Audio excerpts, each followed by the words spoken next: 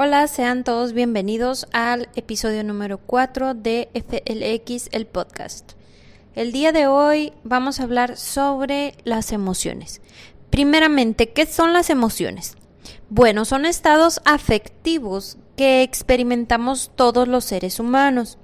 Son reacciones subjetivas al ambiente con sustancias químicas de por medio, pues al aparecer se liberan ciertas sustancias en nuestro cuerpo y dependiendo de cada emoción, pues nuestro cuerpo va reaccionando con esas sustancias, ¿no? La experiencia aquí también juega un papel fundamental en cómo vamos a vivir nosotros cada emoción. De ello va a depender la intensidad con la que se presente esta emoción de acuerdo a cada situación que estemos viviendo. También podemos decir que se trata de un estado que sobreviene de manera automática y temporal. Las emociones son necesarias para la supervivencia del ser humano. Vamos a hablar de algunas emociones básicas el día de hoy. Empecemos por la tristeza. Esta surge cuando vivimos una pérdida o cuando consideramos que estamos ante un fracaso o una falla. ¿Para qué nos sirve la tristeza? Para vivir un duelo, para tomar distancia, para un momento de consuelo, para detenerme, reinventarme, empatizar o valorar. La siguiente es el miedo. El miedo surge cuando estamos frente a una situación que percibimos como peligro, ya sea una percepción o una situación real o imaginaria. ¿Para qué nos sirve el miedo? Para ponernos a salvo, para anticipar riesgos reales, tomar medidas de prevención, prepararnos, pedir ayuda incluso si es necesario.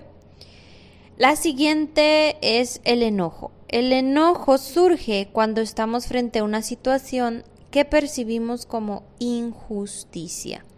¿Para qué nos sirve? Para marcar límites asertivos, defenderme saludablemente, alejarme o tal vez esforzarme más si es lo que hace falta. Estas emociones que mencionamos, enojo, miedo y tristeza, todas son emociones básicas desagradables, sin embargo son saludables. ¿Por qué? Pues porque nos llevan a tomar acción en lo que ya comentamos. La que sigue sería la alegría. Esta es una emoción básica agradable y también, por supuesto, saludable. Surge cuando percibimos una situación favorable o que genera placer o satisfacción. ¿Para qué nos sirve? Pues para disfrutar, activarnos, disponernos, tomar iniciativa, crear vínculos, relacionarnos con otras personas y compartir. Bien, ya sabemos que las emociones son buenas, saludables y necesarias, pero el problema viene cuando éstas se desbordan y no sabemos cómo actuar e incluso nos podemos meter en problemas debido a la falta de autocontrol.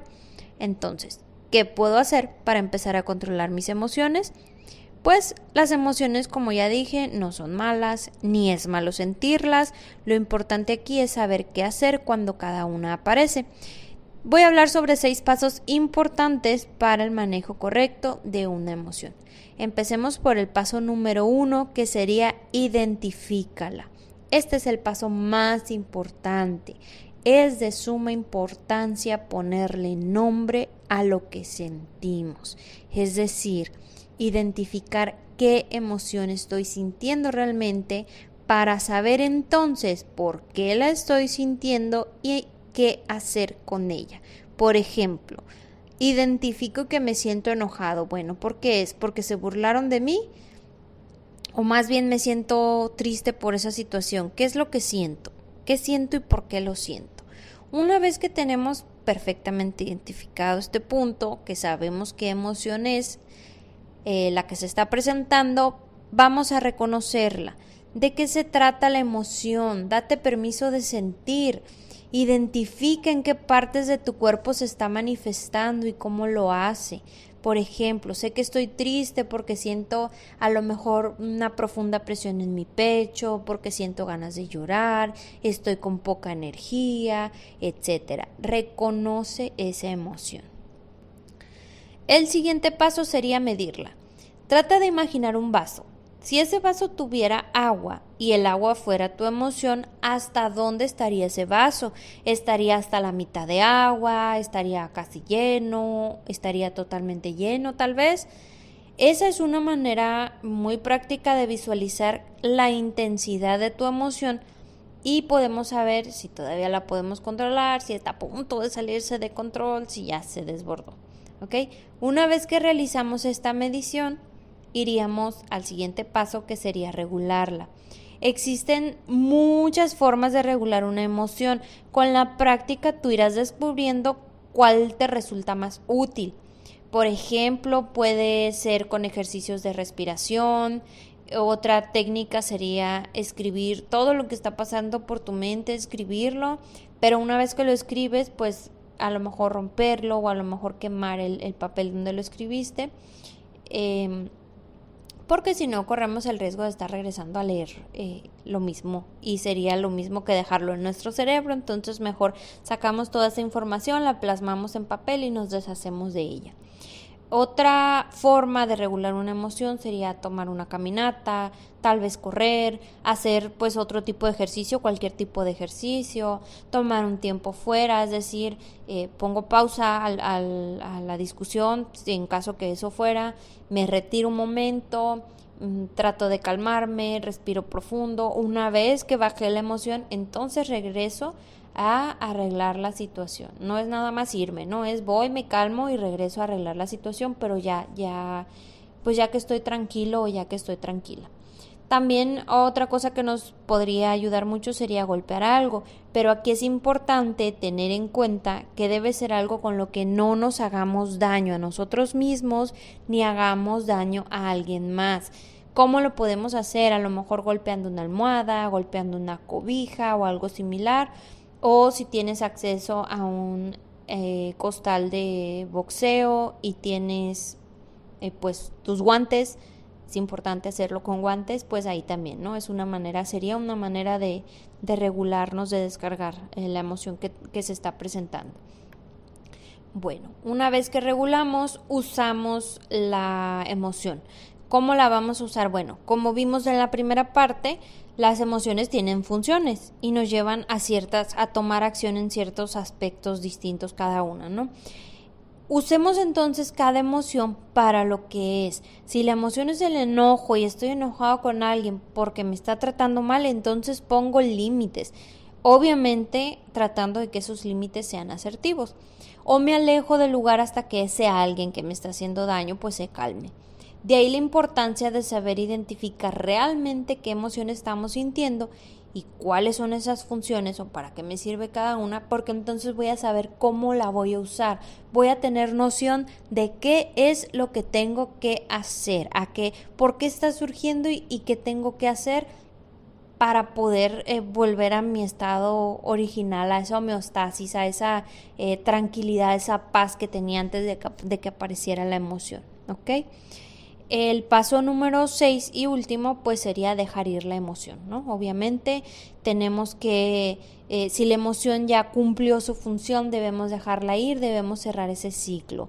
Porque si esto no sucede, si nosotros no estamos cerrando el ciclo, quiere decir entonces que tal vez no la identificamos correctamente y por eso tal vez no estamos haciendo lo que deberíamos. Tomamos acciones incorrectas porque no identificamos bien y entonces no va a desaparecer y puede que nos siga pues por ahí generando malestar. Bien. Bueno, ya mencionados todos los puntos anteriores, existe como una manera, una pequeña guía de cómo reconocer cuando una emoción es saludable y cuando es no saludable, y con esto debemos tener cuidado. Una emoción saludable debe ser esperable y lógica con la situación que estamos viviendo, debe ser proporcional a dicha situación, puede ser agradable o desagradable, pero no nos genera sufrimiento, no nos inmoviliza, al contrario, nos motiva para alcanzar nuestros objetivos y por último nos permite buscar solución a nuestros problemas. Una emoción no saludable sería todo lo contrario a lo que acabo de mencionar, es decir, no sería lógica, no sería esperable, sería desproporcional, nos inmovilizaría, nos dificultaría la solución de problemas, etcétera.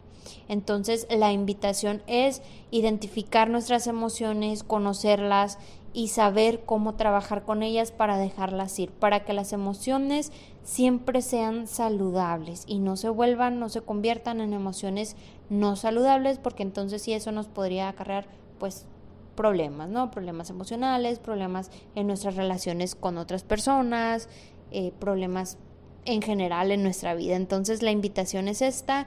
Al principio a lo mejor puede costar un poco de trabajo el cumplir con todos los pasos o el poder identificar, pero de verdad si lo llevamos a la práctica, si lo hacemos constantemente, después va a ser casi automático, ¿sí?